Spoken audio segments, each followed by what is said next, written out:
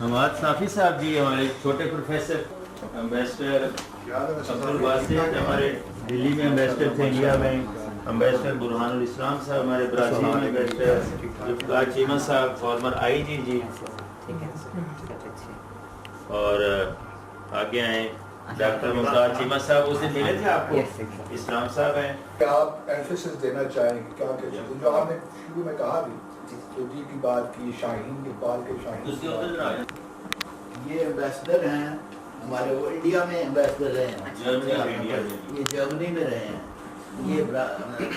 Brazil میں رہے ہیں، انڈونیشیا میں۔ اگر آپ کوئی چیز پوچھنا چاہیں، میں پولیس کا ایک سابق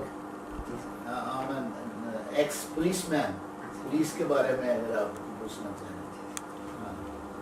تو اگر آپ کچھ سنانا چاہیں تو بھی ویلکم، یا پوچھنا چاہیں تو ہم حاضر ہیں۔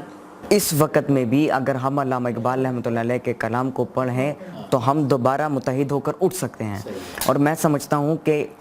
اگر ہم لوگ چاہتے ہیں کہ ہم پاکستان کو آگے بڑھائیں تو اس کے لیے ہمیں علامہ اقبال رحمۃ اللہ علیہ کو پڑھنا ضروری ہے، ان کے کلام کو سمجھنا ضروری ہے، کیونکہ اگر ہم ان کے کلام کو نکال لیں گے تو مطلب ہم نے پاکستان کی نظریاتی جڑوں کو کاٹ دیا۔ پاکستان کا جو نظریہ ہے، نظریہ پاکستان کی بنیاد علامہ اقبال رحمۃ اللہ علیہ نے رکھی فلسفہ خودی کے اوپر،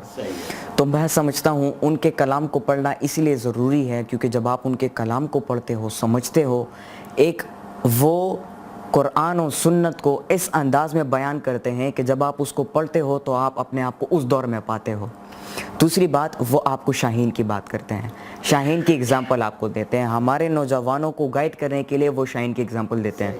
کہ جب نیچے بارش ہو رہی ہوتی ہے تو شاہین بادلوں سے اوپر پرواز کرتا ہے، تو اس سے ایک بہت بڑا پیغام ہمارے نوجوانوں کو ملتا ہے، ستاروں سے آگے جہاں اور بھی ہیں،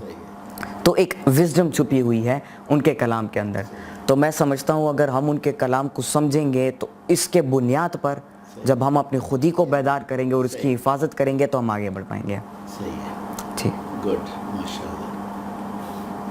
تو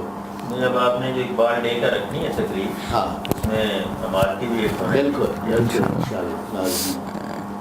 مسلمانوں کو وہ یاد دلاتے رہے، دیکھو تم ہو کون، کس کے وارث ہو، تمہارے آباء و اجداد دیکھیں وہ عزت و عظمتوں کے آسمان پر جلوہ افروز تھے، مگر کیوں تھے کہ ان کے یہ جذبے تھے۔ ٹھیک بات ہے جی۔ وہ سحر جس سے لرزتا ہے شبستان وجود، ہوتی ہے بندہ مومن کی اذاں سے پیدا۔ یہ کسی بہت بڑے عالم دین نے سنا تو انہوں نے کہا کہ یہ اقبال کے علاوہ یہ بات اور دنیا کا کوئی آدمی نہیں کر سکتا، ہوتی ہے بندہ مومن کی اذاں سے پیدا۔ اور تاریخ نظر آتا ہے، حقیقت میں ہے قرآن۔ کیا خیال دیکھیے جی، آئیں پھر نظر آتا ہے، کانوٹیشن رکھتا ہے۔ جی سر، خودی میں انانیت آ جاتی ہے، تکبر آ ٹھیک جاتا بات ہے، ہے، لیکن علامہ اقبال نے خودی کے جو کانسیپٹ کو ایک نیا زندگی دی نا، یہ بھی انہی کا خاصہ تھا۔ ٹھیک بات ہے۔